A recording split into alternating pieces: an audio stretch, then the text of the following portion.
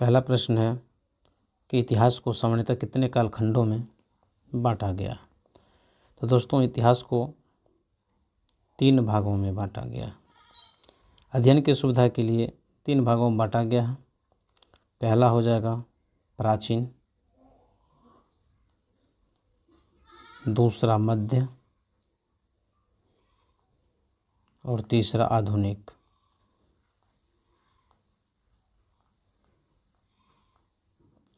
प्राचीन काल, मध्यकाल और आधुनिक काल। चलिए उसके बाद देखते हैं अगला प्रश्न। प्रश्न संख्या 2। तो 2 नंबर में है, मनुष्य, पशु या पौधों के अवशेष की प्राचीनता का निर्धारण किस विधि से करते हैं। तो दोस्तों इसका सही आंसर जो होगा कार्बन 14 पद्धति से। कार्बन 14 पद्धति। चलिए उसके बाद देखते हैं तीसरा नंबर का प्रश्न। हाथ से लिखित पुस्तक को क्या कहते हैं। तो हाथ से लिखित पुस्तक को क्या कहा जाता है, पांडुलिपि कहा जाता है। इसका जो आंसर होगा क्या होगा, पांडुलिपि।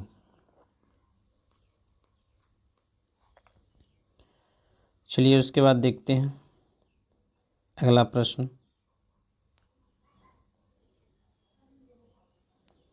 प्रश्न संख्या 4। उत्तर भारत को दक्षिण भारत से कौन सा पर्वत अलग करता है।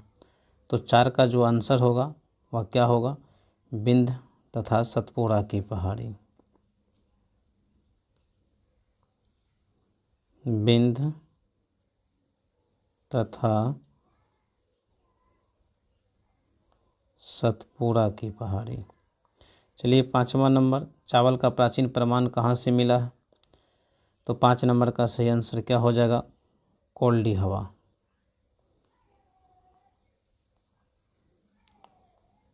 कोल्डी हवा जो कहाँ है, यूपी में है। कोल्डी हवा कहाँ है, यूपी में, उत्तर प्रदेश में। चलिए 6ठा नंबर का प्रश्न। पैसरा बिहार के किस जिला में स्थित है। तो पैसरा बिहार के मुंगेर जिला में स्थित है। कहाँ है, मुंगेर जिला में। चलिए 7वां नंबर का प्रश्न। पाषाण काल को कितने भागों में बांटा गया है। तो 7 का जो आंसर होगा वह हो जाएगा 3 भाग। 3 भाग क्या सब होगा, पोड़ा पाषाण काल, मध्य पाषाण काल और नव पाषाण काल। पोड़ा पाषाण काल, मध्य पाषाण काल और क्या है, नव पाषाण काल। चलिए उसके बाद 8 नंबर का प्रश्न। नव पाषाण काल का यहाँ पर काल होगा, काल मतलब समय क्या है। तो नव पाषाण काल का जो समय है वह हो जाएगा 8000 से 3000 ईसा पूर्व। 8000 से 3000 ईसा पूर्व। चलिए उसके बाद देखते हैं अगला प्रश्न, प्रश्न संख्या 9 को। तो 9 नंबर का प्रश्न कह रहा है, गेहूं, जौ और चना का प्रमाण कहाँ से मिला है। तो 9 का जो उत्तर हो जाएगा क्या हो जाएगा, चिरांद बिहार से। चिरांद, और चिरांद कहाँ है, बिहार में है। चलिए उसके बाद 10वां नंबर का प्रश्न देखते हैं। सबसे पहले किस जानवर को आदमी ने पालतू बनाया। तो इसका आंसर हो जाएगा कुत्ता को। उसके बाद देखते हैं 11 नंबर का प्रश्न कर रहा है, मेहरगढ़ कहाँ है। तो दोस्तों मेहरगढ़ जो है पाकिस्तान में है। मेहरगढ़ कहाँ है, पाकिस्तान में। 12 नंबर का प्रश्न, कोल्डी हवा किस राज्य में पड़ता है।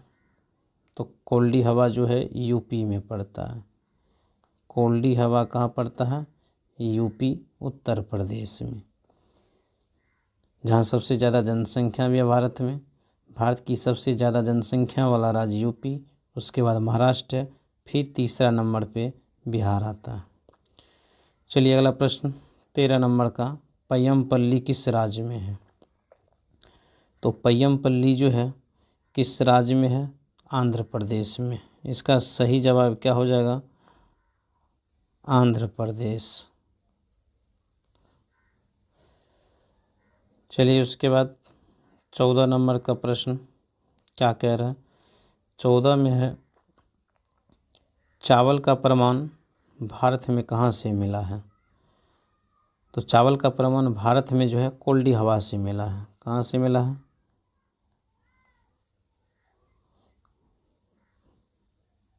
कोल्डी हवा। चलिए 15 नंबर में महावीर का मूल नाम क्या था? तो महावीर का मूल नाम जो है वर्धमान था। क्या था? वर्धमान। इसका सही आंसर क्या हो जाएगा? वर्धमान। 16 नंबर में महावीर का जन्म कब हुआ? तो 16 का आंसर 540 ईसा पूर्व। सॉरी, क्या हो जाएगा? 540 ईसा पूर्व। चलिए उसके बाद 17 नंबर, वर्धमान महावीर का विवाह किसके साथ हुआ? तो इसका विवाह जो है यशोदा के साथ हुआ। 17 का सही आंसर क्या होगा? यशोदा। चलिए देखते हैं 18 नंबर का। 18 में कह रहा है गौतम बुद्ध का जन्म कब हुआ? तो गौतम बुद्ध का जन्म 563 ईसा पूर्व हुआ। 563 ईसा पूर्व लुम्बिनी नेपाल में कपिलवस्तु में हुआ। चलिए उसके बाद देखते हैं 19 नंबर, बुद्ध के माता का क्या नाम था? तो बुद्ध के माता का नाम महामाया था। 19 नंबर का आंसर क्या हो जाएगा? महामाया। चलिए उसके बाद 20 नंबर का प्रश्न देखते हैं।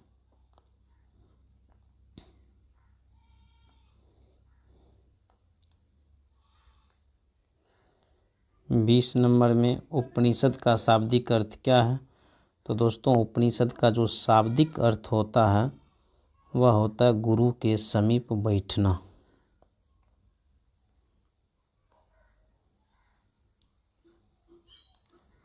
गुरु के समीप बैठना।